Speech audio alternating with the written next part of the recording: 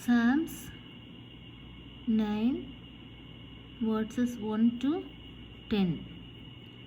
சங்கீதம் 9 1 முதல் 10 வரை வசனங்களை இன்று தியானிப்போம்.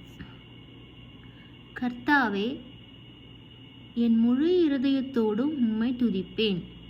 உம்முடைய அதிசயங்கள் எல்லாம் விவரிப்பேன். உம்மிடத்தில் மகிழ்ந்து களி கூறுவேன். உன்னதமானவரே, உமது நாமத்தை கீர்த்தனம் பண்ணுவேன். என் சத்துருக்கள் பின்னாக திரும்பும்போது உமது சமூகத்தில் அவர்கள் இடருண்டு அழிந்து போவார்கள். நீர் என் நியாயத்தையும் என் வழக்கையும் தீர்த்து நீதியுள்ள நியாயாதிபதியாய் சிங்காசனத்தின் மேல் வீற்றிருக்கின்றீர்.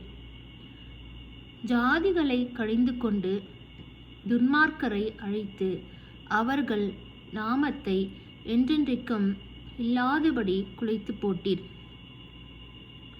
சத்துருக்கள் என்றென்றைக்கும் பாழாக்கப்பட்டார்கள். அவர்கள் பட்டணங்களை நிர்மூலமாக்கினீர். அவர்கள் பேரும் அவர்களோட கூட ஒழிந்து போயிற்று. கர்த்தரோ என்றென்றைக்கும் இருப்பார்.